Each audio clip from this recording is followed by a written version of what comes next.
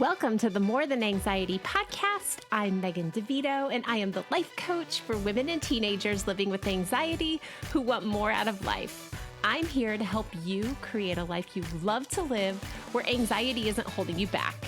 Get ready for a lighthearted approach to managing anxiety through actionable steps, a lot of truth talk, and inspiration to take action so you walk away feeling confident in your ability to live a life that sets your heart on fire. Let's do this. Welcome to episode 21 of the More Than Anxiety podcast. I'm recording this episode mid-January of 2023.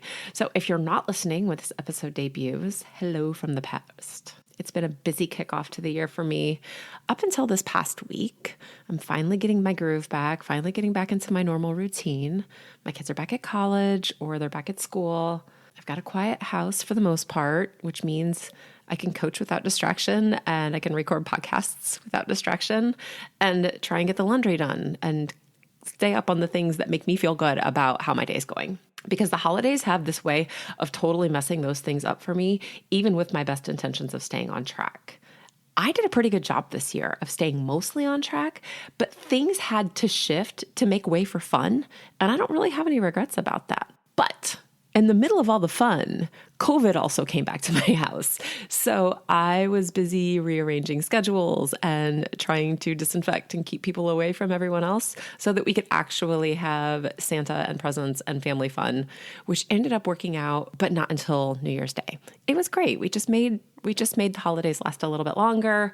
It was fun and I loved it. And I got to be mom and Santa and like a really fun aunt and a good sister, hopefully, and all the things that I wanted to do. I loved it, but I also love my return to normalcy. So I feel really good about recording this in a quiet house this morning.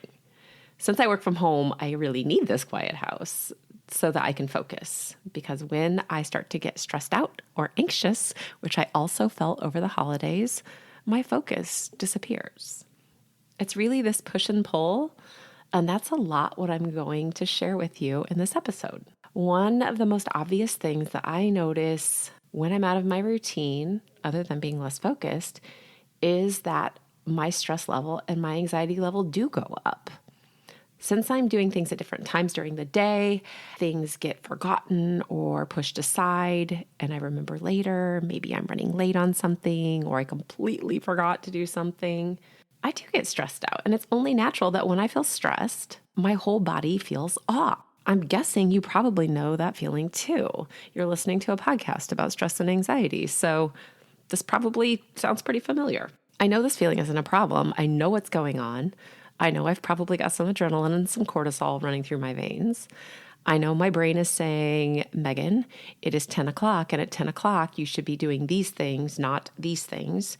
Remember, your brain doesn't like change. It likes organization and routines, which is why routines are so powerful when you feel anxious. And when you're not following those routines, your body and your brain will let you know something isn't right. So pulling myself back on track while I talk about being on track gave me a little shove into feeling anxious. And it also helped me create this podcast. So no, not anxious and stressed to the level that I was in the past by any means, back when I had some major disordered anxiety around my health, but feeling like something wasn't right. And then my brain scrambling to figure out what that was. And my body giving me all the signals that I needed to solve for something that wasn't wrong. I just noticed it.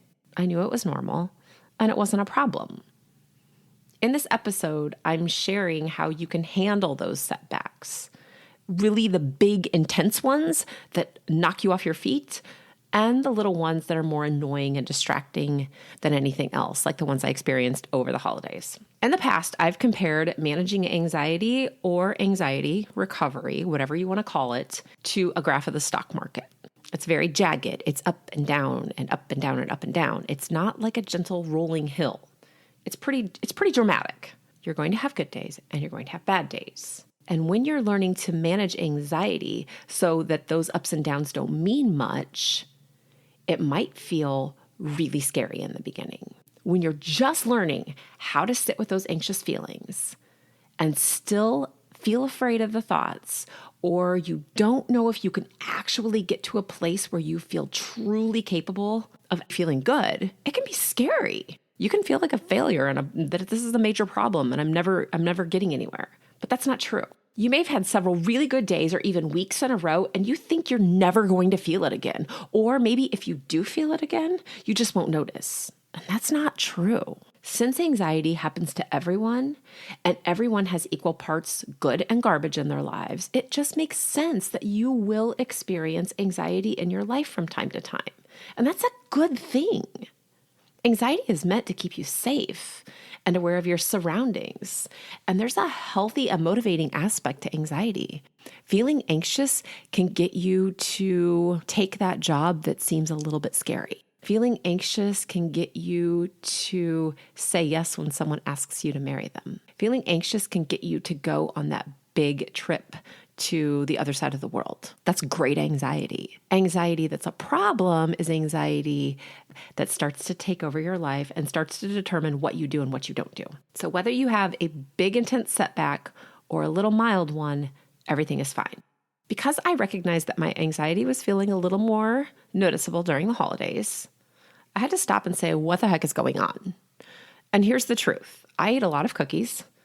I drank more wine. I changed my workout schedule. I was busy taking care of a house full of sick people while trying to make Christmas magic and not get sick myself, which, by the way, I never did. I was tired. My diet changed and my emotions were pretty well rocked with all of this mom feelings. And if you are not a mom of adult children who still love Christmas and you're trying to make all the magic and you see them as they're 5, but you also realize they're 22 and they could move to another state in a minute, it's a lot. I had all the thoughts about my babies being adults and moving away. And, my brain went down that rabbit hole. It just made sense to me then and now that I was more on edge because I was doing all the things that can make the least anxious person in the world feel stressed out. I didn't like it, but I also didn't really do anything to change my routine back to normal because it was fun. And that was a choice I made in order to really enjoy the holidays and eat more cookies. And it was totally worth it to me. Take a second and really think about the things that you know cause you to feel anxious. Do you know your triggers? Do you know what gets you to a point where your body's off kilter? This is super important. This is the very first step that I go through whenever I'm coaching someone. Do you know what anxiety feels like in your body? And do you know how it got there? Whether your brain notices or not, your body senses danger and floods you with hormones to make you faster, stronger, and unable to think. The whole point of this is for you to escape, to stay alive, and to stay safe. That's all your brain's trying to do ever. So whether it's something that you're doing differently, maybe it's a new experience, or there's an old trigger, your body did its thing to get you ready to fight, flight, freeze, or fawn. It's still good at it. Here's what happens. Picture your brain taking little tiny Polaroid photos. Do you know those strings that you can get, like string lights with the little clips on them? You can use them to decorate bedrooms or like party decorations. If you can picture your brain taking a Polaroid picture of everything that's ever been perceived as dangerous or something that's going to cause you to be hurt, something that might make you end up alone, anything that would be a threat to your survival, take a little Polaroid picture and it hangs it up and it says, we're not forgetting that one. Because you create this hormone response, you get the cortisol, you get the adrenaline, you respond to it, your brain says, good, we dodged that bullet. Next time, we'll do it faster. So every time your brain perceives something that it could even remotely attach to that little Polaroid memory, that pretend Polaroid picture that's in your brain, it will respond in the same way. This is why strange things can make you feel anxious. You might be like, I don't know, I've never been in this situation before. Your brain's just perceiving it as a threat, but it remembers those threats and it stores them in your body. It's really good at this. And your brain is super fast at flooding your body with those hormones before you ever have a chance to figure out what's going on sometimes. Now I want you to take a minute and consider what might have made a particular feeling happen in your nervous system. Was there a change? So there's a few common threads that are notorious for this, big, huge changes aside. These are great places to start when you feel anxious out of the blue. Sometimes we just change our schedules because life happens. Are you sleeping enough and are you sleeping well? If you're not, what changed? Are you staying up later to watch Netflix? Give that some thought. How about what you're eating? Are you eating more sugar? Are you drinking more coffee or more alcohol? If that was the case in the past, does this feeling feel familiar? It could be as simple as something as you're eating. Or are you drinking enough water? Do you know how your body feels when you're dehydrated? It feels a lot like anxiety. You can get shaky and not be able to think clearly. It can mess with your blood pressure and make you feel dizzy. Are you exercising? What made you stop if that's something that you used to do that helped? Or did you start exercising and because your heart was beating a little faster, it made you feel anxious? Because that can also happen.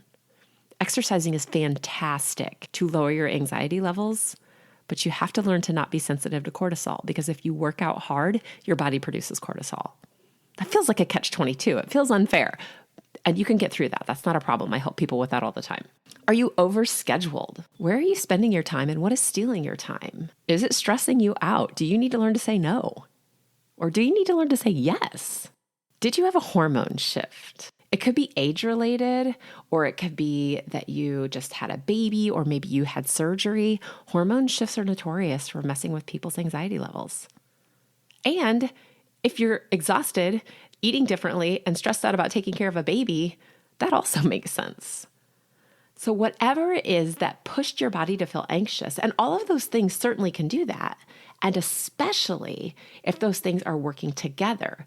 If you just had a baby and you're not sleeping, then you have hormones and sleep. If you're on vacation to a different time zone, like maybe you went to Europe from the United States, so you're not sleeping enough, you're eating different foods, maybe your workout got pushed to the side, all of those things can work together. That's normal. We just have to learn to manage it and to let it go so that it doesn't become a problem. All you did was lose your balance, and you can stand up again. This is a perfect spot to be in. This is when you remind yourself that you can't have a setback if you never made progress. Having a setback when you're already low and you've never moved forward isn't a setback. It's just moving further backward. But if you had good days and you're like, why have I felt like crap for the last few days? Because you're human. You also are in a powerful new position here to practice showing yourself that you have everything you need to let how you feel and what you think, the thoughts or the feelings that are going on in your body, be a non-issue. At this point, you know what feels good and you know what it feels like to be anxious. Even though it's not something you want to do again, even if you have to panic or you have a bunch of scary thoughts, you have proof that you're okay. You've been okay every single time in the past that you've been anxious. You felt bad and you've been scared, but you made it through. You have proof. You also know that when you're anxious, it's just your brain working overtime because it thinks something is dangerous or wrong. Neither of those things is true. You hold all the cards in this position, and this low spot or this anxious time period is only part of the process. It's a change. It's a chance to practice recentering and showing yourself who's boss. This is how it's done. You go back to what works. Find what got out of alignment and go back into alignment. Think about all the things you've done in the past that have moved you to a point where you started to notice that you felt better. Maybe you learned that taking a walk was a huge relief. Maybe you laughed off your thoughts in the past and that felt incredibly powerful. Maybe it's singing in the car until your body settles down. Did you guys know that humming actually is soothing for the vagus nerve? So if you sit and just that actually stimulates that nerve and can lower your stress and anxiety levels. Hum. Maybe it's talking to your anxiety. And yes, even out loud, you can have a full conversation with your anxiety. I've done it. My kids have caught me doing it, and it's perfectly fine. Just keep talking. Even better though, you also know what not to do. You are probably going to notice that you have those same old urges coming back to you. So you might start to feel like you need to Google something. And you might have broken that habit a long time ago of looking up symptoms or statistics. Maybe you're feeling like you need to avoid things that you finally started going to again. That's okay. Those Polaroid pictures of how to react are in your brain. Your brain doesn't just throw those pictures away. It keeps them because it's going to try and keep you safe and alive forever. They're still in there. And you could notice that you want to go back to your old habits. It's not a problem. Take a deep breath, exhale, and exhale, and exhale. Further, further, further. Breathe in slow and make a choice. You have everything you need to keep choosing to do the things that work, even when the feelings are bigger than they have been in a while. Think of this as a chance to refresh your skills, or maybe it's the perfect time to look over your life and see what needs attention. What thoughts are you having that need to be addressed? What feels off in your life that has to be pulled back? Even though you feel anxious, nothing serious has changed that you cannot address and fix. And there may not be anything at all to fix. It might just mean you need to go to sleep earlier. As you continue to recover, and you will have a lot more good days than anxious days, it's important to remind yourself that this is what you worked so hard to achieve. It has never been about never feeling anxious or stressed out again. That isn't how life works. You are a human being, and you are having a human experience. That includes the very best days and the very worst days. If you only had good days, how would you even know? The bad days give you a reason to celebrate those great days. And the good days give you a reason to keep moving forward so that when you feel sad or stressed out or anxious, you know where you're headed. You know where you want to get.